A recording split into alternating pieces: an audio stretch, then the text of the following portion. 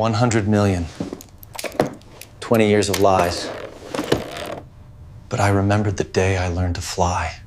I still can't wrap my head around what happened 3 weeks ago, so I'm posting this to try to process it. I'm Jason Crawford, 42 years old, and until recently I was grinding it out as a construction foreman in Queens. My life was work boots caked in concrete dust, a beat-up pickup truck with a cracked windshield, and coffee from the corner bodega because Starbucks was for people with actual money. I was invisible, just another working guy building the city that I could never afford to live in properly. My ex-wife Amy used to be a dental hygienist with this butcher smile. We were married 12 years before she left me 3 years back, telling me she deserved someone who could actually provide. We got 2 kids, Emma, who just turned 14, and Tyler, who's 11. Those kids are everything to me, but only seeing them every other weekend and one weeknight has been slowly destroying me from the inside out. Every single Friday at exactly 6:30, I'd shove all my work papers aside, set up my old laptop on my kitchen table, and wait for their video call. My apartment was nothing special, 2 tiny bedrooms, windows staring at a brick wall, and a radiator that sounded like someone was beating it with a wrench. But for those 30 minutes each week, that crappy apartment became the center of my entire universe. I was making instant coffee when the call came through 5 minutes early last Friday. That should have tipped me off immediately because Amy was never early for anything in the 12 years we were together. Emma's face filled my screen, her blonde hair in that same ponytail I used to help her with before school every morning. "Hey, Dad, guess what? We have something huge to tell you." Tyler squeezed into the frame, practically vibrating with excitement. "Mom said we could tell you first." My chest got tight with that familiar combination of love and pain. "What's going on, buddy? Did you finally make that travel baseball team?" Tyler bounced. "Even better than that." Then Amy's perfectly manicured hand pulled him back, and she positioned herself dead center in the frame. That's when I noticed the ring. This diamond was absolutely massive, catching light from what appeared to be an actual crystal chandelier behind her. This definitely wasn't the modest 2-bedroom apartment I'd been sending money to help her afford. "Jason, we need to discuss the custody situation," she began, and her voice had that rehearsed quality like she'd been practicing the speech. "Garrett and I are getting married next month, and the kids will be relocating to his penthouse on the Upper East Side." My coffee mug froze halfway to my mouth. "Hold on, what? Who the heck is Garrett?" She looked annoyed that I didn't already know. "Garrett Blackwell. We've been together for 8 months now." She said it so casually, like it was common knowledge. Like I hadn't spent those 8 months hearing absolutely nothing about this stranger who was suddenly going to be living with my children. "He's been absolutely wonderful with Emma and Tyler, haven't you, darling?" A man's deep voice came from somewhere off camera. "Let's show him the place, sweetheart." The camera swung around, and my cramped little kitchen suddenly felt even smaller than usual. They were standing in a living room that looked like it belonged in Architectural Digest. Floor-to-ceiling windows with a view of Central Park. All the furniture was white leather and polished chrome, the kind of stuff you'd be terrified to actually sit on with kids around. "Dad, you seriously need to see this place." Emma grabbed the phone from her mom and spun in a circle. "It has an elevator inside the actual apartment, not in the building. Inside the apartment itself. And my bedroom is legitimately bigger than our entire old place was." Tyler jumped in, unable to contain himself. "There's a swimming pool on the roof, Dad. An actual pool. And a home theater with those huge reclining chairs. Oh, and Garrett has a driver who takes us literally anywhere we want to go." I forced the biggest smile I could manage. "That sounds absolutely incredible, guys. Really, really amazing." Amy took the phone back, and now Garrett was standing beside her. I pulled up Google on my phone while they kept talking. 51 years old, real estate developer who apparently owns a huge chunk of Manhattan's commercial properties. That salt and pepper hair, the perfect tan, a jawline that looked like it belonged on Mount Rushmore. His suit probably cost more than my truck was worth.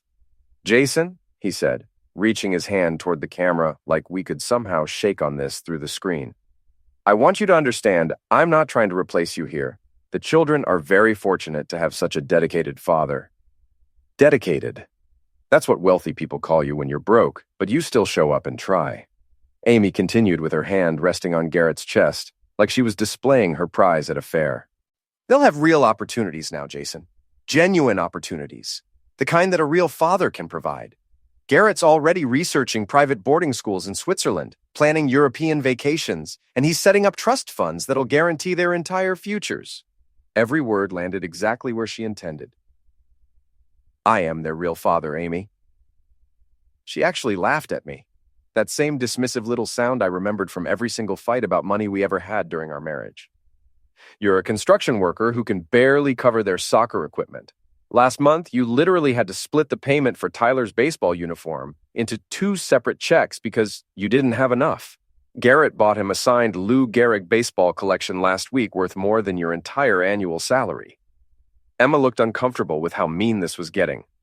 Just be happy for them, Mom. I kept my voice calm for her sake, even though I was dying inside. It's fine, Em. Your mom's absolutely right that Garrett can give you things I can't afford. Tyler started to say something, but I cut him off gently. Hey, we still have our weekend next week, though, right? I was thinking we could go to Coney Island. Ride the cyclone until we get sick like we always do. Garrett smoothly interjected. Actually, we're taking them to Nantucket next weekend. I've arranged sailing lessons with an Olympic coach. Then, almost as an afterthought, but certainly the weekend after that. After they hung up, I just sat there alone at my kitchen table staring at the blank screen. There's a photo I keep tucked into the laptop case from last summer at Coney Island. Tyler with ice cream all over his nose, Emma making bunny ears behind my head, all 3 of us completely sunburned and laughing our heads off. That was our last real vacation together. 7 nights at a cheap motel near the beach, eating pizza on the boardwalk every night, building elaborate sandcastles like they were still little kids who thought their dad could build absolutely anything. Now they'd have Swiss boarding schools and Olympic sailing coaches, while I'd get whatever leftover weekends Garrett didn't have something better planned. The next morning came with heavy gray skies and steady rain, the kind that makes construction work completely impossible.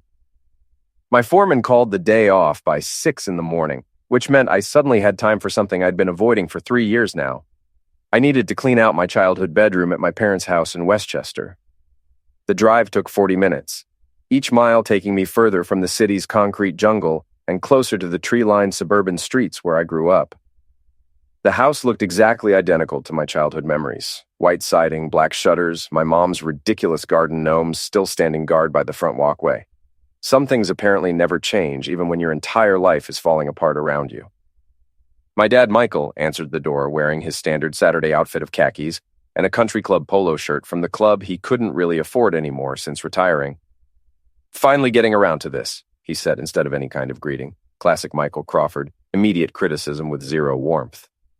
Your mother's been asking about this for 3 years now. Good to see you too, Dad. My mom, Helen, appeared from the kitchen, wiping her hands on her apron. She'd aged more gently than Dad, her gray hair still styled at the same salon she'd been going to for literally 30 years. Jason, I wasn't expecting you today. Have you had breakfast? I can make eggs and bacon. I'm good, Mom. Just want to get the room cleared so you can finally have your craft space like you wanted. She exchanged this quick glance with Michael that I barely caught. There's honestly no rush, sweetheart. Really, take your time. But I was already heading up the narrow staircase where each step creaked in the exact same spots I remembered from sneaking in past curfew back in high school. My old bedroom was like a time capsule. Little League trophies collecting dust, a faded Nirvana poster still hanging crooked on the wall, textbooks from the college I dropped out of when Amy got pregnant with Emma. I started with the closet, dragging out boxes that clearly hadn't been touched in decades. Report cards showing straight A's all through school, until my senior year of college when Grandpa Henry died suddenly of a massive heart attack, and my entire world went sideways. Photos of him teaching me to fish at his cabin upstate, his patient hands showing me exactly how to tie the hook properly. Jason, Mom called up from the bottom of the stairs, her voice tense. I need to tell you something important about the Blackwell family. Garrett's father and your grandfather had business dealings many years ago. I walked to the top of the staircase. What kind of business dealings? Her face went tight. Nothing good came from it. You need to stay away from that man. Your grandfather never trusted the Blackwells. They're not good people. Bit late for that advice, Mom. He's marrying Amy next month. Her face went completely pale. What? No, Jason. You don't understand what I'm saying. The Blackwells tried to destroy your grandfather's entire business. They're genuinely dangerous people. Before I could ask her to explain what she meant, she hurried back to the kitchen looking shaken. I went back into the bedroom and started trying to move the heavy oak dresser that had been mine since I was a kid. The thing weighed an absolute ton, and as I struggled to shift it away from the wall, the baseboard behind it suddenly came loose in my hands. There was a hidden panel in the wall. My heart started racing even though I had no idea why. I pulled the panel completely free and found a deliberate space carved out between the wall studs. Inside the space sat a leather briefcase. The leather still butter soft despite obvious age, with gold lettering engraved across the front. Jason Henry Crawford. My full name. The one Grandpa Henry had insisted on giving me to make me his namesake over Dad's strong objections at the time. Jason. Mom's voice was sharp and frightened from the doorway. I turned around holding the briefcase. She looked like she'd just seen an actual ghost. Where did you find that? I held it up. Mom, what the heck is this? Her hands were visibly shaking. Put it back right now, Jason. It's nothing important. Just some old papers from your grandfather that don't matter. But her hands were trembling, and she was actually backing away from me like I was holding a live bomb. Michael's heavy footsteps came pounding up the stairs.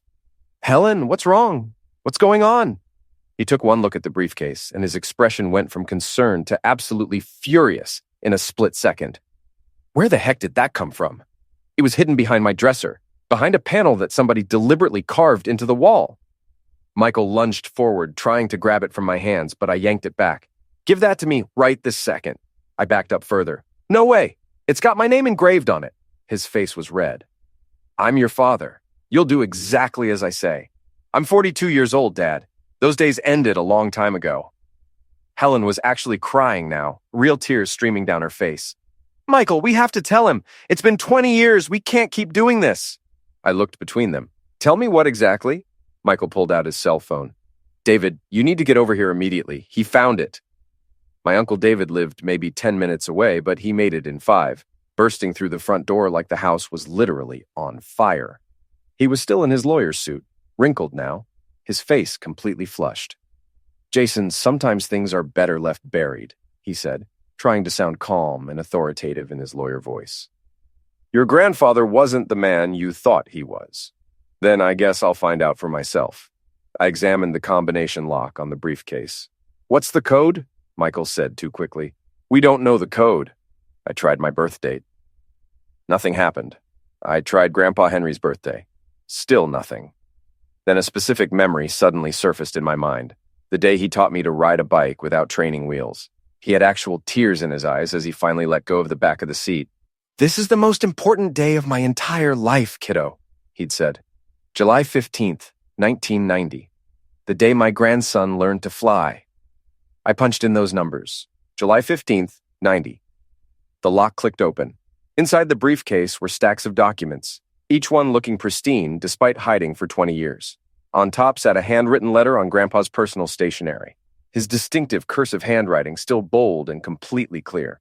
Underneath were legal documents covered in official seals, bank statements with numbers that made my head actually spin, and ownership papers for Crawford Industries, the massive manufacturing empire my grandfather had literally built from absolutely nothing. I picked up the letter with hands that wouldn't stop trembling and started reading it out loud while my family just watched like frozen statues. My dear Jason, if you're reading this letter, then your parents have finally failed to keep the promise they made me. I'm writing this on your 5th birthday, watching you play in the garden with the toy trucks I gave you this morning, knowing in my heart I won't live long enough to see you grow into the man I absolutely know you'll become. Mom let out a sob. Dad's face was complete stone. I kept reading. I leave my entire estate, including all holdings in Crawford Industries and my complete personal fortune, to my grandson, Jason Henry Crawford, to be legally transferred to him on his 21st birthday.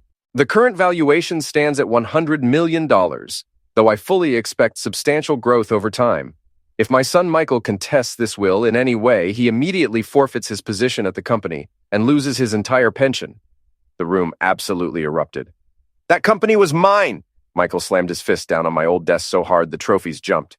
I worked at that company for 15 years. I earned that position through my own work. Helen snapped back at him, the truth finally spilling out like water through a broken dam. You embezzled from it for 15 years, Michael. Henry found out exactly 1 week before he died. He had the accountants run a complete forensic audit. You stole over $200,000. I stared at them both, feeling like the floor was tilting under my feet. He stole money from Grandpa?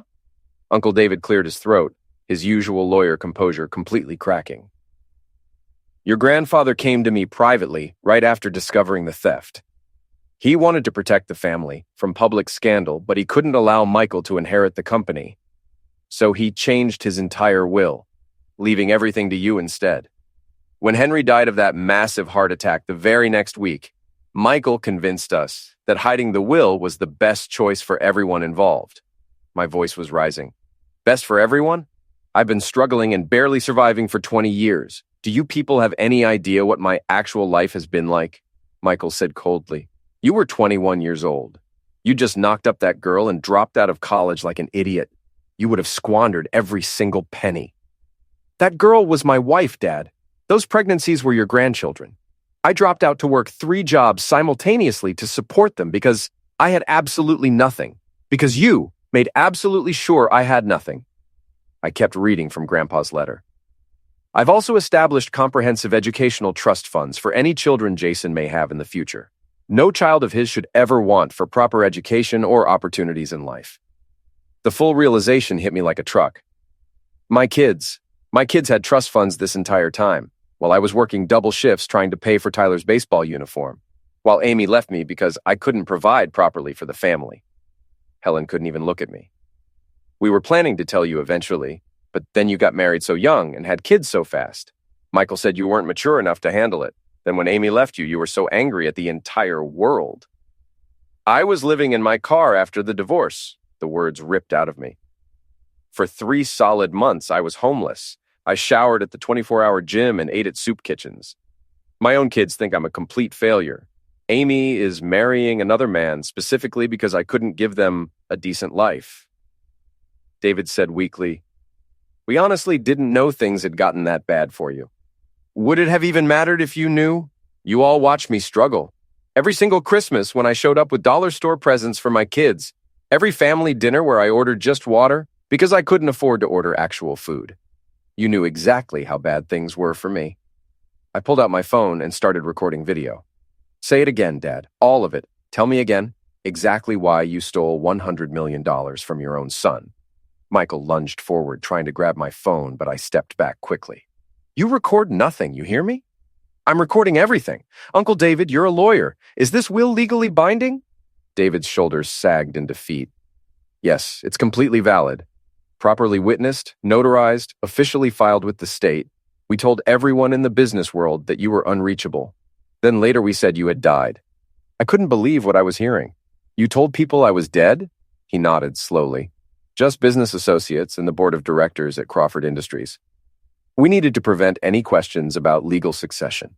I gathered up all the documents, my hands completely steady now, despite the absolute rage building in my chest.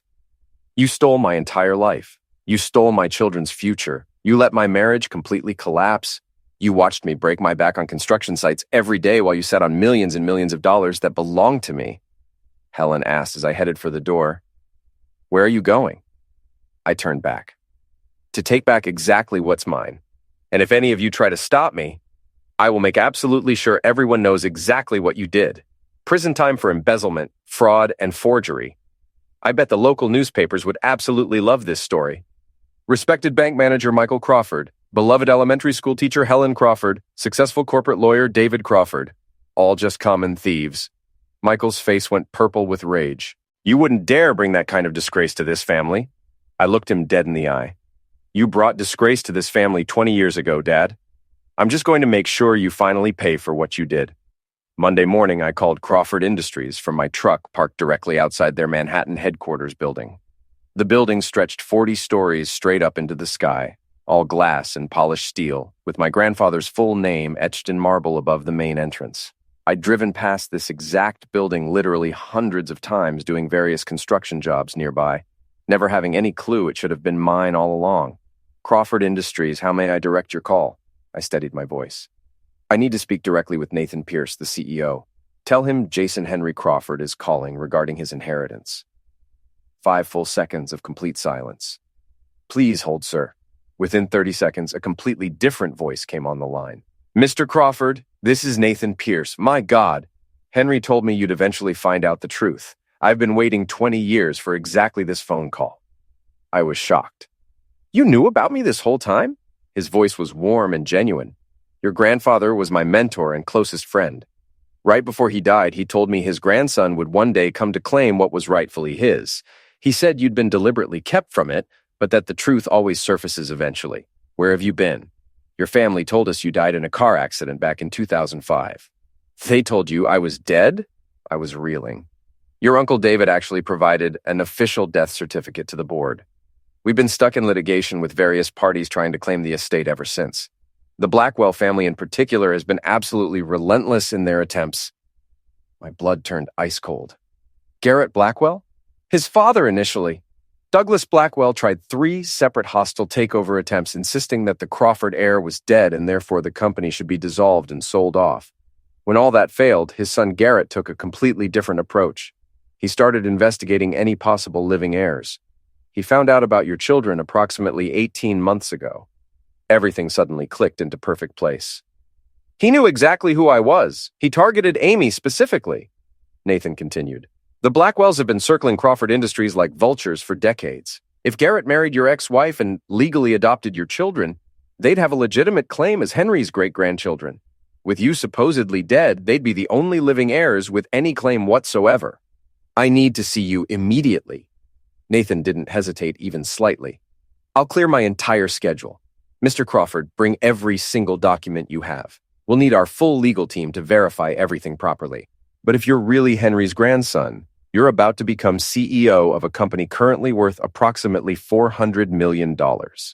3 hours later, I was sitting in a boardroom that could have easily held my entire apartment, surrounded by lawyers who kept calling me Mr. Crawford with genuine reverence.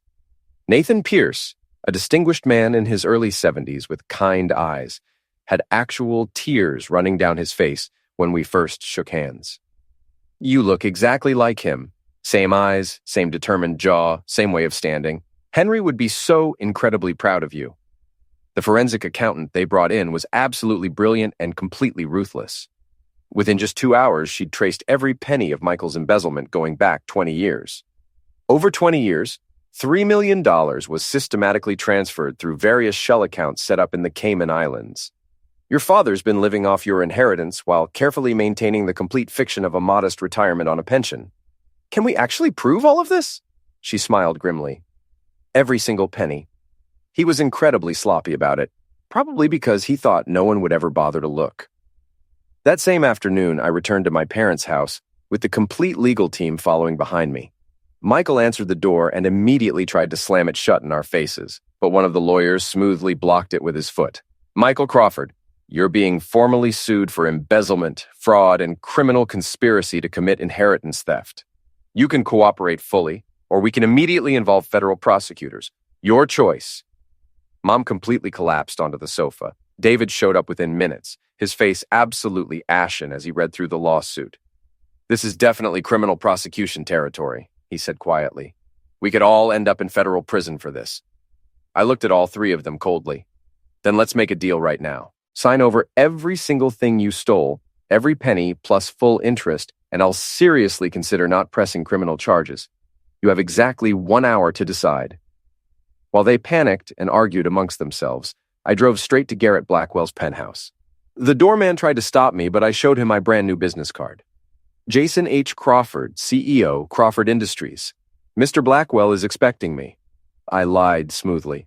The elevator played soft classical music. When the doors opened, Amy stood there in expensive designer loungewear, a glass of white wine in her hand. Jason, what the heck are you doing here? You can't just show up like this. Garrett has security throughout the building. I met her eyes calmly. Call him down. Tell him the CEO of Crawford Industries wants to discuss his father's illegal takeover attempts in person. She actually laughed at me. Very funny, Jason. Did you start drinking at a construction site? Garrett appeared from his study, his face rapidly shifting from annoyance to complete shock as he recognized me. You're supposed to be dead, I smiled without any humor. Disappointed. Your entire plan failed, Garrett. 20 years of your family desperately trying to steal my grandfather's company, and it all ends today. Amy looked between us, genuinely confused. What plan? What are you talking about? I kept my eyes locked on Garrett. Tell her. Tell her how you researched me 18 months ago. How you knew exactly who I was when you supposedly, accidentally, met her at that charity gala downtown. How marrying her and adopting my children was your backup plan to claim Crawford Industries when the hostile takeovers didn't work. Garrett's carefully composed mask finally cracked. You can't prove any of that. I pulled out my phone. I don't have to prove anything. The FBI will do that when they investigate your father's attempted hostile takeovers and all the fraudulent claims that I was dead. Did you personally file false documents too, Garrett? Because that's federal crime territory with serious prison time. Emma and Tyler suddenly ran into the room, stopping dead when they saw me standing there.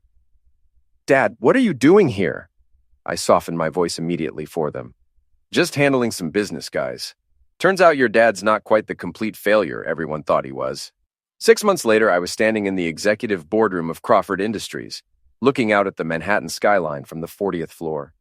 The same buildings I'd personally helped construct from the ground up were now spread before me like a detailed map of my old life. My kids were with me. Emma was carefully organizing my desk with her typical meticulous attention to detail, while Tyler was spinning in the expensive conference room chairs until he made himself dizzy. Dad, this view is absolutely insane. Tyler pressed his face against the window glass. You can literally see all the way to Brooklyn from up here. I pointed to a half-finished tower in Queens. I can see the construction site where I was working just last year. I actually laid the foundation for that building myself with my own hands. The transformation had been swift, but absolutely brutal when necessary. Michael and Helen now lived in a cramped one-bedroom apartment in Florida, all their assets completely frozen pending the ongoing criminal investigation. Michael would begin serving 5 years in federal prison for embezzlement and fraud starting next month. Helen kept sending letters that I never opened, each one marked with the same Florida retirement community return address. David lost his law license immediately and permanently. The Bar Association really doesn't look kindly on lawyers who forge death certificates and actively steal inheritances from family members. Last I heard through the grapevine, he was working as a paralegal in Buffalo, making about $30,000 a year and living in a studio apartment above a Chinese restaurant. Amy's wedding to Garrett never actually happened. The FBI arrested him exactly 2 weeks after our confrontation for conspiracy, fraud, and racketeering across state lines. Turns out the Blackwell family had been running similar schemes for years, systematically targeting inherited wealth through strategic marriages and adoptions. Garrett was facing 15 to 20 years in federal prison. Amy showed up at my office completely uninvited about a month after his arrest. I always loved you, Jason. The money, Garrett, none of it actually mattered. We could try again, start over fresh. I looked at her calmly from behind my desk. You're right about one thing. The money never mattered to me. What mattered was that when things got hard, you didn't just leave me. You actively tried to erase me from our children's lives completely. You told them repeatedly they needed a real father because I couldn't buy them expensive things. She tried to defend herself. I was just trying to give them a better life than what we had. I shook my head. No, you were trying to give yourself a better life. There's a significant difference. She left crying, but I didn't follow her. Some bridges are meant to stay permanently burned. The sweetest vindication came from my kids themselves. They chose to live with me full-time without any hesitation. Not in Grandpa Henry's restored mansion in Connecticut that I'd initially considered, but in a comfortable brownstone in Brooklyn. Nice, but not showy, with a real backyard where we could throw a baseball around and a proper kitchen where we actually cooked meals together every night. One evening, while helping me make spaghetti from scratch, Emma said, Dad, Mom was completely wrong about you needing to be different. You were already perfect exactly as you were. You just didn't know you were rich. I turned off the stove burner. Being rich doesn't make someone a good father, Em. She smiled at me. I know that, but you were already a good father when you had absolutely nothing. Remember when you saved for 3 whole months to buy me that expensive art set I wanted? Mom told me later you ate peanut butter sandwiches for lunch every single day to afford it. Tyler added his own thoughts. You're actually cooler now that you don't have to constantly stress about money. You smile way more than you used to, but you were already the coolest when you taught me to throw a proper curveball in that tiny park near your old apartment where we barely had any space. I established comprehensive trust funds for both kids, but with very specific conditions that I know Grandpa Henry would have genuinely appreciated. They couldn't touch a single penny until they'd worked for 5 full years in any job of their own choosing, any field they wanted. Real wealth, I explained to them seriously, is truly understanding the value of hard work before you ever understand the value of money. Nathan Pierce became my mentor and close friend, exactly as my grandfather had been his decades earlier. He patiently taught me the business from the ground up, but more importantly, he constantly shared stories about Henry that I'd never heard growing up. "Your grandfather talked about you absolutely constantly," he told me one afternoon. "He always said he'd be heartbroken about what your parents did, but incredibly proud of the man you became despite everything they put you through." Every single month, I visit Grandpa Henry's grave with my children. Fresh flowers are always there waiting when we arrive. The groundskeeper finally explained why to me. "Mr. Pierce comes every week, without fail. He said he promised someone named Henry he'd keep watching over something precious until you finally came home." On our most recent visit, Emma asked the question I'd been waiting for her to ask. "Dad, are you ever going to forgive Grandma Helen and Grandpa Michael for what they did?" I thought carefully about it while arranging the fresh flowers we'd brought. "Forgiveness isn't the same thing as forgetting, Em. But I think Grandpa Henry would probably want me to at least try eventually. Maybe someday when I'm ready." Tyler asked his own question. "What about us? Would you forgive us if we did something really bad to you?" I pulled both of them close into a tight hug. "There is absolutely nothing either of you could ever do that would stop me from loving you. Nothing at all. Even if you hurt me deeply, even if you disappointed me, you'd still be my kids. That will never change no matter what." This story could easily end with me as just another bitter millionaire who got his revenge on everyone who wronged him. But that's not what actually happened here. Instead, I learned that sometimes finding hidden treasure means losing the family you thought you had, while simultaneously discovering the family you were always meant to build. My grandfather's real gift to me was never actually the money itself. It was giving me the chance to become the man he always believed I could be. Some people inherit fortunes, other people inherit nothing but problems. I inherited both at the exact same time, and somehow that combination made all the difference in who I became.